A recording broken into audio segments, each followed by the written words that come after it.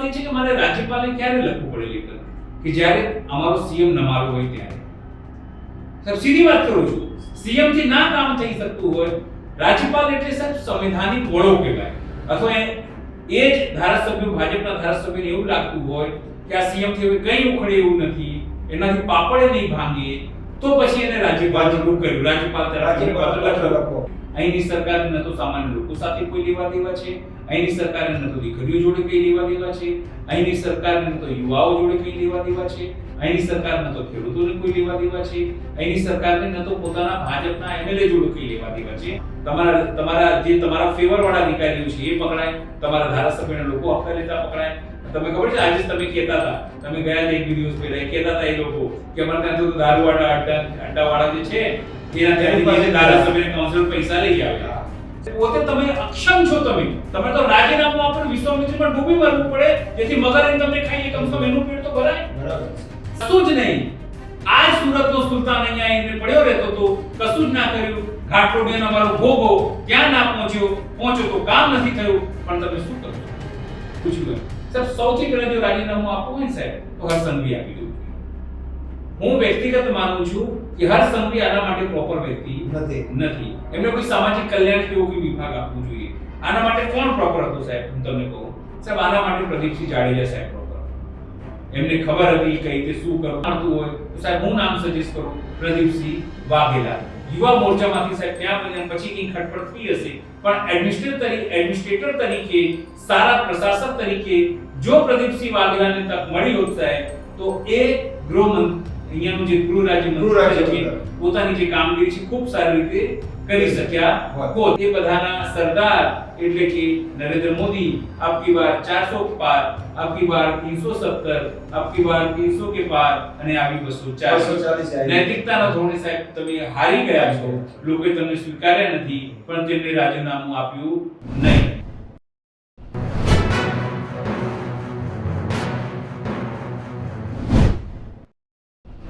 નમસ્કાર મિત્રો, હું છું ભરત પટેલ. અમારી ચેનલમાં તમારું સ્વાગત છે. આજના આપણા વિશેષ કાર્યક્રમમાં વાત કરવા જઈ રહ્યા છીએ ત્યારે આપણી સાથે જે વરિષ્ઠ પત્રકાર જીએસના જોડાણા છે અનિલ પટેલ. અનિલભાઈ, તમારું પણ સ્વાગત છે. નમસ્તે સર. સાહેબ, આજનો મુદ્દો એવો છે આપણો કે કચ્છના એમએલએ છે પ્રદ્યુમનસિંહ જાડેજા સાહેબ જી, એમણે રાજ્યપાલને પત્ર લખ્યો છે, તો સીએમ ને કેમ પત્ર ના લખ્યો? જો એ સૌથી મોટી મજાની વાત છે ને, એમએલએ ભાજપના છે બરાબર, અને સીએમ જે છે એ પણ ભાજપના છે. કોઈ પણ ધારાસભ્યને ભાજપના સીએમને જ પત્ર લખવું પડે અથવા તો અધિકારીને પત્ર લખવું પડે, જે પણ એની સમસ્યા હોય એ. હવે અહીંયા સમસ્યા શું છે કે ત્યાં એક થર્મલ પાવર કંપની છે, ત્યાંના લગભગ 350 થી વધુ કર્મચારીઓ હડતાલ કરતા બરાબર છેલ્લા 20 દિવસથી, અને કોઈ અધિકારી પણ સર ત્યાં નહીં આવ્યો જોવા માટે, પૂછવા માટે, અને કોઈ પણ નોટિસ આપ્યા વગર એમને કાઢી મૂકવામાં આવે બરાબર. એટલે લોકો હડતાલ ઉપર બેસી ગયા.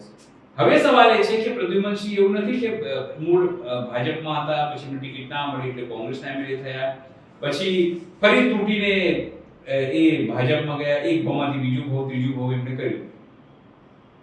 એ શેના માટે ગયા? તે કહેતા હતા કે મારું કામ થતું નથી, આ લોકો મારું કામ કરતા નથી, મારી જોડે અન્યાય કરે છે. ઓફ ધ રેકોર્ડ એમને એવું કીધું હતું કે મારી જોડે આ લોકો અન્યાય કરે, મારું કામ નથી કરતા, હું કોંગ્રેસમાં છું એટલે મારું વાંક હોઈ શકે, પણ જે મારા લોકો છે, જે મારા મત વિસ્તારના લોકો, એમનું શું વાંક? એમનું કામ ન થતું હોય તો એમની પાસે એક લિસ્ટ હતું. જ્યારે હું ગાંધીનગર કવર કરતો ને ત્યારે એક લિસ્ટ લઈને આવતા કે અમારા આટલા કામ પેન્ડિંગ છે, પણ આ લોકો કરતા નથી. હવે તેઓ ભાજપમાં ગયા છે અને ભાજપમાં પણ તેમની એ સમસ્યા છે કે તેમની વાતો સાંભળવામાં આવતી નથી. હવે એમને અફસોસ થાય છે કે ક્યાં હું ભાજપમાં ગયો. પણ વાંધો નહીં, મહત્વની વાત એ છે કે મારે રાજ્યપાલને ક્યારે લખવું પડે લેટર કે જ્યારે અમારો સીએમ નમાલો હોય ત્યારે. સાહેબ સીધી વાત કરું છું, સીએમ થી ના કામ થઈ શકતું હોય, રાજ્યપાલ એટલે સાહેબ સંવૈધાનિક વડો કહેવાય. જો તમારો રાજ્યપાલ સીએમ નો એટલે સીએમ ન કાઢતો હોય પોતાના ધારાસભ્યોને, અથવા એ જ ધારાસભ્યો, ભાજપના ભાજપને એવું લાગતું હોય કે આ સીએમ થી હવે કંઈ ઉખડે એવું નથી, એનાથી પાપડે નહીં ભાંગે, તો પછી એને રાજ્યપાલ જેવું કર્યું, રાજ્યપાલ તરફ લખો. રાજ્યપાલ જે છે એ સંવૈધાનિક વડો હોય છે કે દેશમાં અથવા રાજ્યમાં જે રાજ્ય સરકાર છે સંવિધાન પ્રમાણે ચાલી રહી છે કે નથી, એની એજન્સીઓ સંવિધાન પ્રમાણે ચાલી રહી છે કે નથી. બહુ મોટો સંકેત છે સાહેબ. જો કોઈ એમએલએ સીધા રાજ્યપાલને પત્ર લખે મતલબ સાફ છે કે અહીં જે સંવિધાન પ્રમાણે કામ નથી થઈ રહ્યું, ન તો રાજ્ય સરકારો કરી રહી છે, ન તો એની એજન્સીઓ કરી રહી છે. અહીં સંવિધાન જોખમમાં છે અને એટલા માટે પ્રદ્યુમનસિંહે રાજ્યપાલને પત્ર લખ્યો કે સાહેબ અમારા હકોનું પાલન નથી થઈ રહ્યું, જે સંવિધાને અમને હકો આપ્યા છે, જે અધિકારો આપ્યા છે એ પાલન કરવામાં અહીંયાની રાજ્ય સરકાર જે છે તે નિષ્ફળ ગઈ છે. કારણ કે એણે એવું કીધું નથી પણ કારણ કે અહીં રબર સ્ટેમ્પ સરકાર છે, અહીં છાપાવાળી સરકાર છે, રિમોટવાળી સરકાર છે, માત્ર મોટી મોટી વાતો કરવાવાળી સરકાર છે. અહીંની સરકારને ન તો સામાન્ય લોકો સાથે કોઈ લેવા દેવા છે, અહીંની સરકારને ન તો દીકરીઓ જોડે કઈ લેવા દેવા છે, અહીંની સરકારને ન તો યુવાઓ જોડે કઈ લેવા દેવા છે, અહીંની સરકાર ન તો ખેડૂતોને કોઈ લેવા દેવા છે, અહીંની સરકારને ન તો પોતાના ભાજપના એમએલએ જોડે કઈ લેવા દેવા છે. એનો તો એને ખબર છે કે આ લોકોથી હું સીએમ બન્યો નથી, આ લોકોથી હું કઈ ગૃહમંત્રી બન્યો નથી કે મંત્રી બન્યો નથી, મને તો ઉપરવાળા સાહેબે ઠપકો મારીને મોકલે એટલે હું બની ગયો. હવે જો ધારાસભ્યોમાં તાકાત હોય તો મને હટાવીને બતાવે. આજ જે એમની માનસિકતા છે ભૂપેન્દ્ર પટેલની કે એમની આખી મંત્રીમંડળની એ જ છે કે અમે તો સીધા ઉપરથી આયા છે. જનતાએ ભલે અમને ચૂંટ્યા હોય, વોટ આપ્યો હોય, પણ સીએમ તો અમને પેલા નોન બાયોલોજિકલ જે સાહેબ છે જે પોતાની કહે છે કે હું અમારા અવિનાશી છું એ સાહેબ ની વાત છે, એમણે અમારી નિમણૂક કરી છે એટલે હું તમારી વાત માનીશ નહીં. અને એ વાતથી પીડિત થઈને પ્રદ્યુમનસિંહ જે છે એમણે સીધા રાજ્યપાલને પત્ર લખ્યું છે. સાહેબ હું તો કહું છું કે જો રાજ્યપાલમાં દમ હોય તો એ સીએમ ને પૂછે. આચાર્ય દેવવ્રત છે, ખૂબ સારા માણસ છે. એ જીરો ખેતી કઈ રીતે થાય, જીરો માં એટલે મફતમાં ગૌ આધારિત ખેતી કઈ રીતે થાય, એ તમામ વસ્તુ તેઓ કરતા હોય છે. માત્ર સંવિધાનની જે વાતો છે એ નથી કરતા. પણ હવે એમનો સ્ટેન્ડ લેવાનું ક્લિયર છે કે જો ધારાસભ્યો એમને અપીલ કરવા માંડે કે સાહેબ અમને સીએમ થી કોઈ અપેક્ષા નથી, અમે અધિકારીઓથી કોઈ અપેક્ષા નથી, હવે અમે તમારે બારે છીએ, તો આવા સીએમ ને સાહેબ કાન પકડીને કાઢી મૂકવા જોઈએ. અહીંયા અધિકારીઓ સાહેબ કાઢી મૂકવા જોઈએ. નહીં તો જો હું તમને કહું સાહેબ આ સીએમ નો તાકાત હોય તો જે અધિકારીઓ ત્યાં મુલાકાત કરવા નથી ગયા, જે અધિકારીઓ ત્યાં થર્મલ પાવર પર જોવા નથી ગયા, એની સામે પગલા લે, કાઢી મૂકે, સસ્પેન્ડ કરે.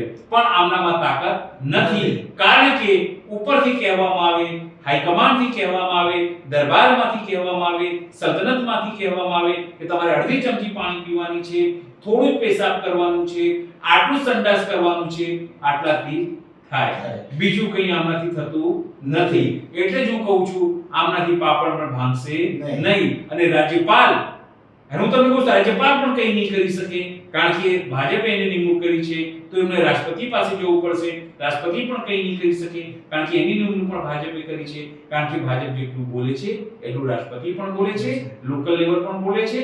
એટલા માટે અહીંયા તમામ લોકોને વિશ્વાસ છે કે જ્યાં સુધી આપણો અમર અવિનાશી વ્યક્તિ છે, અમારું કંઈ તૂટવાનું નથી. તમે રાજ્યપાલને પત્ર લખો, તમે રાષ્ટ્રપતિને પત્ર લખો, તમે યુરોમાં પત્ર લખો, તમે ચીનમાં પત્ર લખો, તમે જ્યાં મન ફાવે ત્યાં પત્ર લખો, અમને કોઈ ફેર પડતો નથી.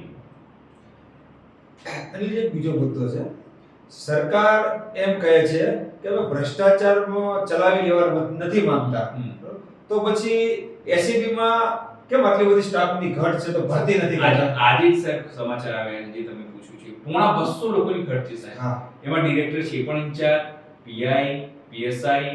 હવે તમે સમજો, જો આ કર્મચારીઓ હોય તો તમે કેટલું મોટું ડ્રાઈવ ચલાવી શકો સાહેબ. નીચે પંચાયત થી લઈને ઉપર આઈપીએસ સુધી સાહેબ તમે લોકોને પકડી શકો છો. પણ સરકાર પોતે નથી ઈચ્છતી કે લોકો પકડાય. કેમ? એમાં કોણ પકડાશે? ભાજપના સરપંચો પકડાશે. એક સરપંચ પકડાયો છે, એક સરપંચનો પતિ પકડાયો છે સાહેબ. એ ભાજપમાં તમારા ફેવર વાળા અધિકારીઓ છે એ પકડાય, તમારા ધારાસભ્યના લોકો હપ્તા લેતા પકડાય. તમે ખબર છે આજે તમે કહેતા હતા, તમે ગયા હતા એક બે દિવસ પહેલા, કહેતા હતા એ લોકો કે અમારે ત્યાં તો દારૂવાળા અડ્ડાવાળા જે છે એના ત્યાંથી ધારાસભ્યને કાઉન્સિલર પૈસા લઈ આવે. શરમવાળી વાત છે. જનતા કહે છે આવું. જનતા એ જ હું કહું છું, જનતા કેમ કહેતી હશે? કારણ કે જો સાહેબ ધુમાડો છે તો ક્યાંક આગ લાગશે. એટલે એમને ખબર છે કે જો અધિકારીઓને મજબૂત કરીશું, તંત્રને મજબૂત કરીશું, કારણકે મારા પણ ગિરિબાન સુધી આ હાથ આવી શકે છે. એટલે આપણે ભરતી કરવાની થતી નથી. બળગા ફૂંકવાના કે અમે ભ્રષ્ટાચાર વિરુદ્ધ છીએ, અમે કોઈ પણ ચમરબંધીને છોડીશું નહીં, પણ એ ભાજપનો ન હોવો જોઈએ, ભાજપનો ખેસ પહેરેલો ન હોવો જોઈએ. જો એ હશે તો અમે કોઈ કાર્યવાહી નહીં કરીશું, એને સસ્પેન્ડ પણ નહીં કરીએ, એને હટાવીએ પણ નહીં, એનું રાજીનામું પણ અમે નહીં લઈશું. તમારાથી જે તોડવું હોય તૂટો, એ પછી હરણી કાંડ થાય તો પણ કોઈ જવાબદાર નહીં, તક્ષશિલા કાંડ થાય તો પણ કોઈ જવાબદાર નહીં, મોરબી કાંડ થાય તો પણ કોઈ જવાબદાર નહીં, અને છેલ્લે ટીઆરપી કોમ ગેમ ઝોન થાય તો પણ કોઈ જવાબદાર નહીં. અમે કોઈનું રાજીનામું નહીં લઈએ, કોઈ સામે પગલાં નહીં લઈએ. એટલા માટે આ ભ્રષ્ટાચાર વિરુદ્ધ જે હજી આખી લડાઈ છે એને કઈ રીતે તમે વાવણી કરો, એને કઈ રીતે હવા કાઢો, તો તમે કર્મચારીની ભરતી જ ના કરો, જેથી લોકો કાર્યવાહી જ ના કરે.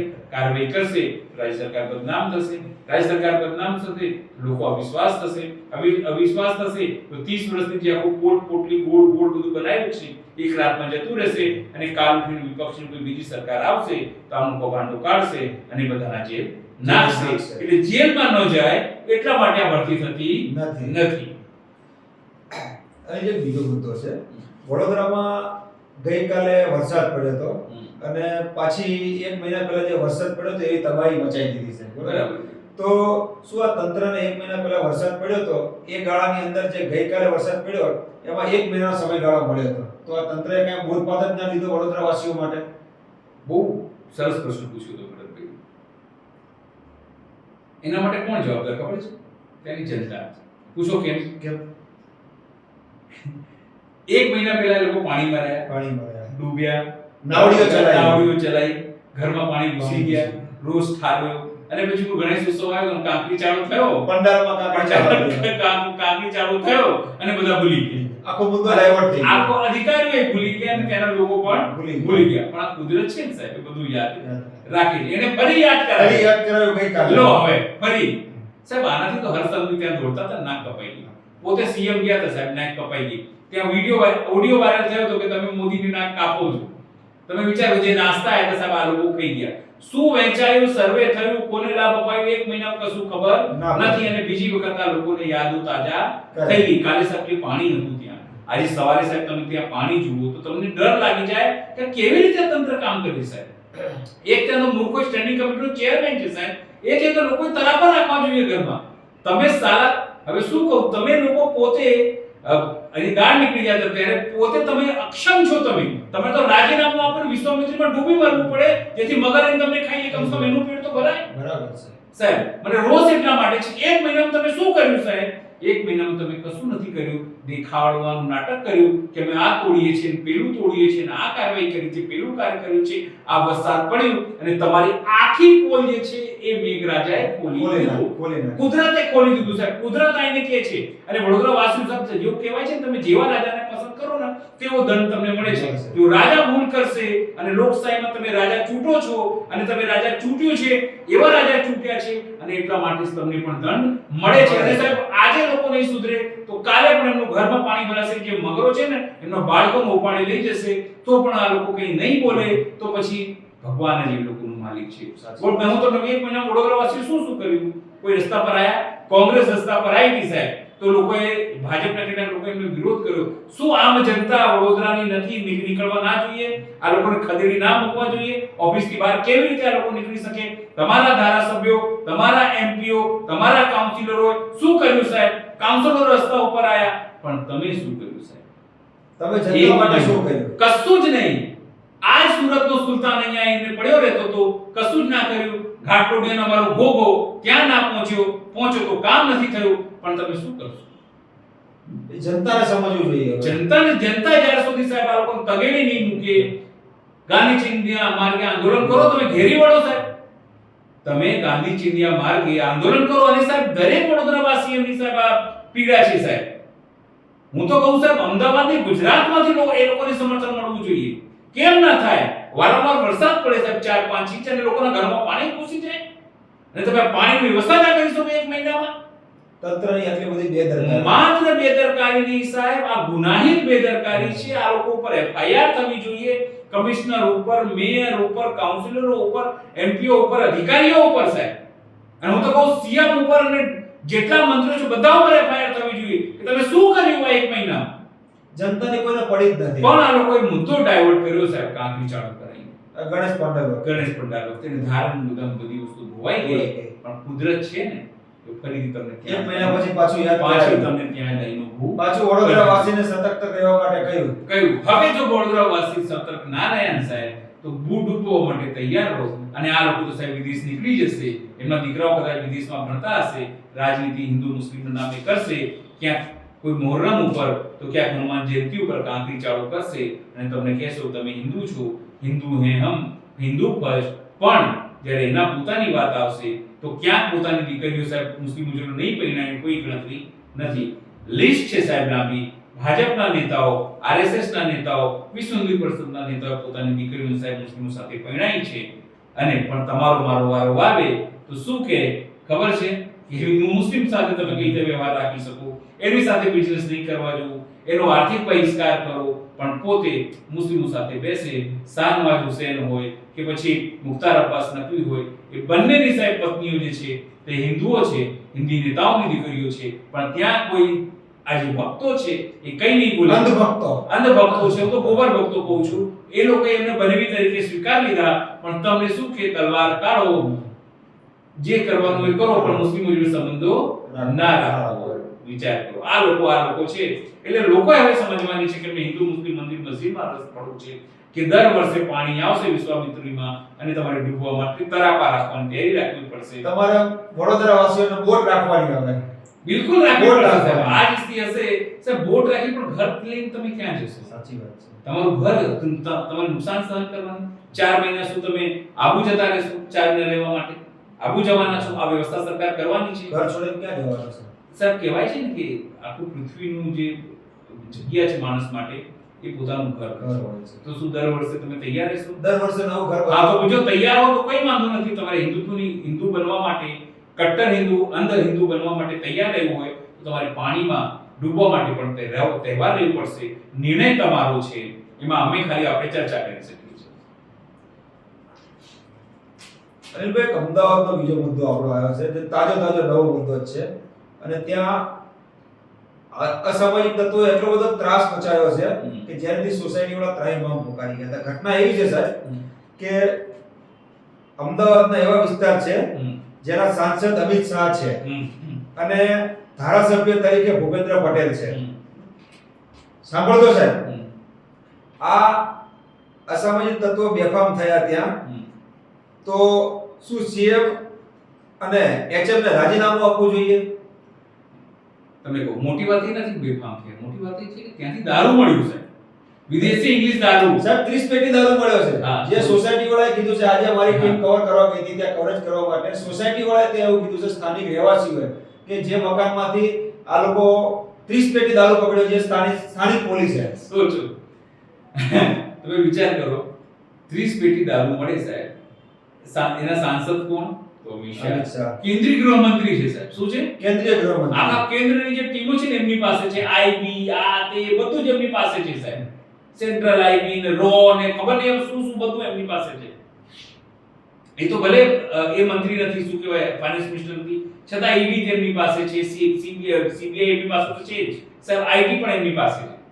તો શું એમને ખબર ના પડે કે એમની સોસાયટીમાં આવું ચાલી રહ્યું છે, જે વિસ્તારમાં તે રહે છે? ચલો આપણે એવું માની લઈએ કે ચલો ભાઈ સાંસદ છે, બહુ મોટો વિસ્તાર છે, ગાંધીનગર લાવું, ના ખબર પડી ગયો. પણ સવાલ આવે છે કે સીએમ ભૂપેન્દ્ર પટેલ ઘાટલોડિયા એમનો મત વિસ્તાર, તો શું એમનું એટલું પણ આઈબી સક્રિય નથી કે અહીંયા સાહેબ દારૂ વેચાય છે ને દારૂ લઈને આ તમામ સમગ્ર વિવાદ થયો છે? સાહેબ એપાર્ટમેન્ટ વાળા સભ્યોએ તો એવું પણ કીધું છે કે રોજ દારૂની પાર્ટી કરતા હતા અહીંયા. બરાબર. પણ સવાલ એ છે કે એ વિસ્તારનો પીઆઈ કોણ? એને કેમ તમે અત્યાર સુધી સસ્પેન્ડ ના કર્યું? એસીપી કોણ? કેમ સસ્પેન્ડ ના કર્યું? સર, તમે જ્યારે સીએમ થાઓ છો ને ત્યારે આખા રાજ્યના તમે સીએમ થઈ જાવ છો, પણ ધારાસભ્ય તમારા વિસ્તારના છો. આ શહેરના તમે ધારાસભ્ય છો અમદાવાદના. જો આ ઘાટલોડિયા જેવા સેફ વિસ્તાર જેને માનવામાં આવે છે કે અહીંયા તમે સેફ છો, કારણ કે સાંસદનું, અમિત શાહ જેવા સાંસદનું અને ભૂપેન્દ્ર પટેલ જેવા ધારાસભ્યનો વિસ્તાર છે, અહીં તમે સુરક્ષિત હશો. પણ જે રીતે ત્યાં સાહેબ તોડફોડ થઈ, જે રીતે વિડીયો સામે આવ્યા, એની તમે શું માનશો તમે? સાહેબ વિડીયોમાં તો એવા પણ દ્રશ્યો આવ્યા છે કે જે લોકોના એપાર્ટમેન્ટના જે ઝાપા છે ને ગેટ સાહેબ, એની ઉપર તલવારો મારી ઝાપાને કાપા પાડી દીધા છે. આ તલવારો જો ત્યાંની સ્થાનિક પબ્લિકને વાગી હોત તો શું થાત? તમને એ જ હું કહું છું, એ લોકોની હિંમત ક્યાંથી વધે? મારી હિંમત ક્યારે વધે? જ્યારે મને એવું લાગે કે પીઆઈ મારું કે તોડી લેશે નહીં, અથવા તો હું પીઆઈ ને સેટ કરી રાખું છું, અથવા તો લોકલ એજન્સી જોડે મારો સારો ભરોસો છે, તો જ મારી હિંમત વધે. સાહેબ આજે નહીં તો કાલે તમે જો ગોતશો ને એની અંદર તો ક્યાંક ને ક્યાંક કોઈ એવી લિંક નીકળશે જ સાહેબ. તમે જો એ લોકોનું ક્યાંક ને સેટિંગ, આટલી હિંમત પોસિબલ જ નથી સાહેબ. સાચી વાત છે, આટલી હિંમત પોસિબલ નથી. હવે સવાલ જે તમે પૂછ્યું એમ સાહેબ, સૌથી પહેલા જો રાજીનામું આપવું હોય ને સાહેબ તો હર્ષ સંઘવી આપી દેવું જોઈએ. હું વ્યક્તિગત માનું છું કે હર્ષ સંઘવી આના માટે પ્રોપર વ્યક્તિ નથી. એમને કોઈ સામાજિક કલ્યાણ કે કોઈ વિભાગ આપવું જોઈએ. આના માટે કોણ પ્રોપર હતું સાહેબ? હું તમને કહું સાહેબ, આના માટે પ્રદીપસિંહ જાડેજા સાહેબ પ્રોપર. એમને ખબર હતી કઈ રીતે શું કરવું, કઈ રીતે ક્યાં કોને પકડવું, ક્યાં કઈ રીતે સેટ કરવું, કઈ રીતે રાજનીતિક અને તમામ વસ્તુ. અને આવી કોઈ મુદ્દો સામે આવે નહીં. આવી કોઈ પણ સમસ્યા આવતી હતી તો સાહેબ ટ્રબલ શૂટર હતા, રાતોરાત તમામ વસ્તુ મેનેજ થઈ જતી. બીજી વસ્તુ, જો એમને ગૃહમંત્રી યોગ્ય નામ મળતું હોય તો સાહેબ હું નામ સજેસ્ટ કરું પ્રદીપસિંહ વાઘેલા. યુવા મોરચામાંથી સાહેબ ત્યાં બન્યા પછી કઈ ખટપટ થઈ હશે, પણ એડમિનિસ્ટ્રેટર તરીકે, સારા પ્રશાસક તરીકે જો પ્રદીપસિંહ વાઘેલાને તક મળી હોત સાહેબ તો એ અહીંયાનું જે ગૃહ રાજ્યમંત્રી પોતાની જે કામગીરી છે ખૂબ સારી રીતે કરી શક્યા હોત, પણ એમને પાર્ટીમાંથી બહાર કરી દેવામાં આવ્યા. હું તમને કહું ઘણા બધા લોકો છે સાહેબ જેમને તક મળી નહીં. નંબર 2, બીજી વસ્તુ સાહેબ, આ ઘટના થઈ તો ધારાસભ્ય તરીકે સ્વયં ભૂપેન્દ્ર પટેલને પણ રાજીનામું આપી દેવાની જરૂર છે. સાહેબ તમે કાર્યવાહી કંઈ પણ કરો, લોકોને પકડી લો, બધું કરી લો, પણ જે ઘટના થઈ સોશિયલ મીડિયામાં તમે વાયરલ થયા, એ ઘટના સાબિત કરે છે કે તમે નિષ્ફળ મુખ્યમંત્રી છો. એમાં કોઈ બે મત નથી. ત્રીજી વાત સાહેબ, હું તો કહું કે એમને એટલે કે અમિત શાહને પોતાનું જે મંત્રી પદ છે છોડીને માત્ર સાંસદ બની જવું જોઈએ. કારણ કે એમનાથી ન તો દેશ સંભળાઈ રહ્યો છે, ન તો એ મંત્રી પદ તરીકે મણિપુરને શાંત કરી શકી રહ્યા છે, ન તો તેઓ આતંકવાદને રોકી શકી રહ્યા છે, ન તો ગુજરાતમાં આવી ઘટનાઓને અટકાવવામાં અથવા પગલાં લેવામાં દેશ સક્ષમ નિષ્ફળ સાબિત થયા છે. એટલે હું તો કોઈ ગૃહમંત્રી તરીકે એમને પણ રાજીનામું આપી દેવાની જરૂર છે. પણ આ તમામ વસ્તુ કંઈ થશે નહીં. કેમ? એટલા માટે આ પાર્ટી એકદમ બેશરમ પાર્ટી છે. કોઈને કોઈ રાજીનામું આપતું નથી. કેવી રીતે? શરૂઆત કરું તમને. સૌથી પહેલા એક એમના રાજ્ય કક્ષાના મંત્રી હતા ઉત્તર પ્રદેશના રાજેશ બેની, એના દીકરાએ ખેડૂતોને મારી નાખ્યું, કચડીને એ વાત સાબિત થઈ ગઈ, એફઆઈઆરમાં વાત આવી ગઈ, લોકેશન સાબિત થઈ ગઈ, પણ એનું રાજીનામું લેવામાં આવ્યું નહીં. એ મંત્રાલયમાં આવતા હતા. એના પછી તમને વાત કરું, એક બ્રિજભૂષણ શરણ નામના એક વ્યક્તિ સાંસદ હતા, એમના ઉપર પહેલવાન દીકરીએ આરોપ લગાવ્યો કે ભાઈ આને શોષણ કર્યું છે. આ વાત એફઆઈઆરમાં નોંધાઈ ગઈ, અત્યારે તેઓ હાજરી ભરે છે કોર્ટની, પણ એનું રાજીનામું લેવાયું નહીં. આપણા એક રેલવે મંત્રી છે, ફાલતુ અને બેકાર રેલવે મંત્રી, રોજ ટ્રેનોની અકસ્માત થાય છે અને રીલ બનાવે છે અને કહે છે આવી નાની નાની ઘટનાઓ થતી હોય છે, એનું રાજીનામું લેવાયું નહીં. પેપર લીક થાય છે નીટનું, અને એનો જે શિક્ષા મંત્રી છે ધર્મેન્દ્ર પ્રધાન, એ કહે છે ને નથી લીક થયું. પછી સુપ્રીમ કોર્ટ તપાસ કરાવે છે, પછી કહે છે કે સાહેબ થયું છે પણ થોડું થયું છે, એનું રાજીનામું લીધું નહીં. અમિત શાહ સાહેબ મણિપુરના મુદ્દે ફેલ છે, જમ્મુ કાશ્મીરના મુદ્દે ફેલ છે, દેશમાં દીકરીઓની સુરક્ષાને મુદ્દે ફેલ છે, એમનું રાજીનામું લેવાયું નહીં. પોતે એ બધાના સરદાર એટલે કે નરેન્દ્ર મોદી આપકી બાર 400 પાર, આપકી બાર 370, આપકી બાર 300 કે પાર અને આવી 240. નૈતિકતાના ધોરણે સાહેબ તમે હારી ગયા છો. લોકોએ તમને સ્વીકાર્યા નથી, પણ તેમને રાજીનામું આપ્યું નહીં. જો મુખિયા જેવો હોય તો તમે નીચેના લોકોને શું અપેક્ષા રાખી શકો? 100% વાત. એટલે શેના માટે રાજીનામું આપે કોઈ? નિર્મલા સીતારમણ ઉપર છેલ્લે એફઆઈઆર થઈ ગઈ છે, બરાબર, છતાં એ રાજીનામું આપશે નહીં. માત્ર નૈતિકતાનું ધોરણ કેજરીવાલ ઉપર લાગુ પડશે, હેમંત સોરેન ઉપર લાગુ પડશે અને રાહુલ ગાંધી ઉપર લાગુ પડશે, વિપક્ષ ઉપર લાગુ પડશે, પણ દૂધના ધોયેલા એવા તમામ લોકો જે સાહુકારના દીકરા પોતાને કહે છે એ લોકો ઉપર લાગુ થશે નહીં. આવી આ બેવડા ધોરણની આ પાર્ટી છે એટલે તમે રાજીનામાની અપેક્ષા બિલકુલ ના લખો, કારણ કે આ લોકો બધા નિર્લજ્જ છે. એમને નૈતિકતાનું પાઠ ભણાવવું એ કેવું છે, રાતમાં સૂરજ નીકળવા જેવું છે. નમસ્કાર મિત્રો, આ અમારો કાર્યક્રમ તમને કેવો લાગ્યો? ચેનલને તમે તમારું મંતવ્ય આપી શકો છો. અત્યારે બસ આટલું જ. અમારી ચેનલને લાઈક કરો, સબસ્ક્રાઇબ કરો અને બેલ આઇકન દબાવો. નમસ્કાર.